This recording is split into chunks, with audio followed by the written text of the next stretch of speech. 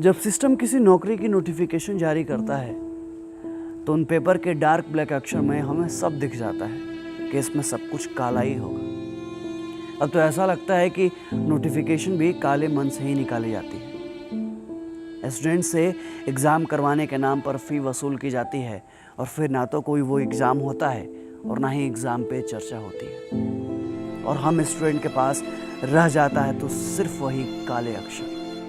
फिर भी उन काले अक्षरों को अपने छोटे से कमरे के बड़े से दीवार पर चिपका कर ही सांस में पढ़ाई करते हैं कि कभी तो सिस्टम और सिस्टम के लोगों को शर्म आएगी, कभी तो उन्हें हम बेरोजगारों पर तरस आएगी, या फिर कभी तो किसी बड़े अधिकारी मंत्री मीडिया को उन 2.5 करोड़ फॉर्म पर नजर जाएगी जिसका बत्ती बनाकर ये लोग देशभक्ति का दिया चला रहे हैं। लेकिन नहीं, तो ये मत भूलिए साहब कि हम युवाओं को भी दिया जलाने आता है।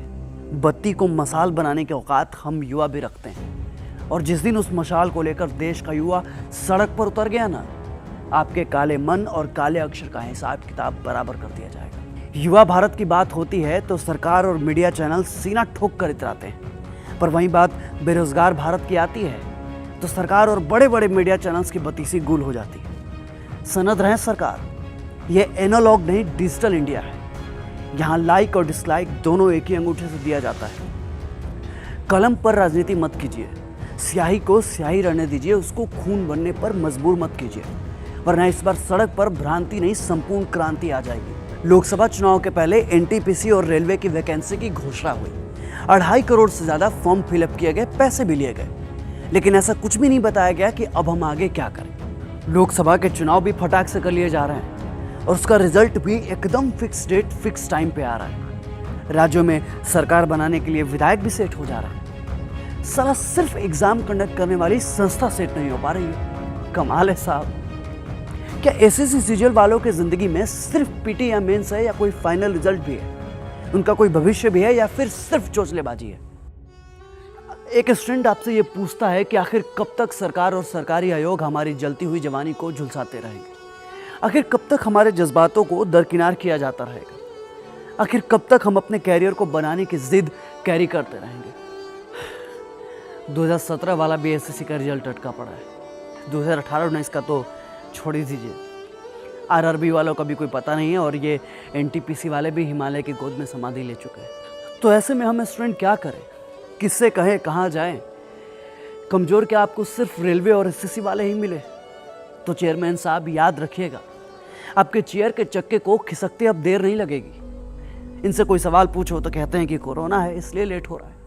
अच्छी चांदी काट रहे हैं आप, वो भी कोरोना के नाम पर। जब नीट और जेईई के एग्जाम कराते हैं तो आपका कोरोना गायब हो जाता है। जब बीएड एंट्रेंस एग्जाम में सोशल डिस्टेंस की धज्जियां उड़वाते हैं तो आपका कोरोना क्वारंटीन हो जाता है। लेकिन बात जब हम अपने रिजल्ट की करते हैं तो कोरोना आ जाता है। सही चल रहा है, सही चल रहा है, लेकिन गलत ना हमारे साथ हो रहा है, और इस गलत का सही जवाब तो देना पड़ेगा आपको।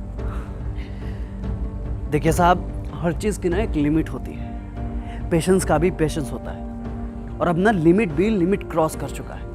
इस देश का युवा चोट से ज्यादा वोट को प्रेफरेंस देता है, और जिस दिन अपने इंडेक्स फिंगर से ईवीएम पर प्रेस कर दिया ना, तो आपका बिका हुआ प्रेस भी कहीं का नहीं रह जाएगा। और मीडिया वालों की क्या बात करें साहब, वो तो शर्म को हॉर्लिक्स और ग्लूकोन डी में मिला के पी गए हैं। इन्हें देश की बेरोजगारी, युवाओं के टूटते हौसले और हम स्टूडेंट के बिखरते सपनों से कोई लेना देना नहीं है। मीडिया में चीन के माल के बहिष्कार की खबर चल रही है, पर इसी देश में हम युवाओं को, हम स्टूडेंट को बहिष्कृत किया जा रहा है। इससे किसी को कोई लेना देना नहीं। इन्हें दलित, हिंदू, मुस्लिम, ब्राह्मण सबकी खबर है, सिर्फ हम बेरोजगार स्टूडेंट की कानों कान खबर नहीं। तो बताइए ना साहब, हम आपका बाइकआउट क्यों ना करें जब आपने हमें सालों से बाइकआउट करके रखा है? आपकी खबर हमारे किसी काम की है ही नहीं, तो आप किस काम के हैं? और इस बार तो आप भी देखोगे कि हम स्टूडेंट और बेरोजगारों को बाइकआउट करने का नतीजा क्या होता है। हमारी संवेदनाओं को कुतरने का आगाज आपने किया है, तो हमारी भावनाओं से खेलने का अंजाम भी आप भी देखोगे।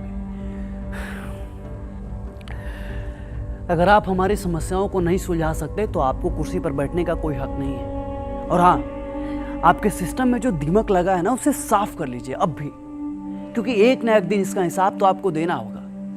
और हमें कमजोर समझने का भूल मत कीजिएगा, क्योंकि जो हम पढ़ते हैं ना, उसका प्रैक्टिकल भी करते हैं। हमें अपने अधिकारों को छीनने पे मजबूर मत कीजिए, क्योंकि हमें लोकतंत्र भी अच्छे से आता है और क्रांति भी। याद रखिएगा, जिस दिन देश का युवा पढ़ाई लिखाई छोड़ क्रांति पे उतर गया ना, आपके लिए बहुत मुश्किल हो जाएगी। सिस्टम की कुर्सी चरमरा जाएगी आपकी।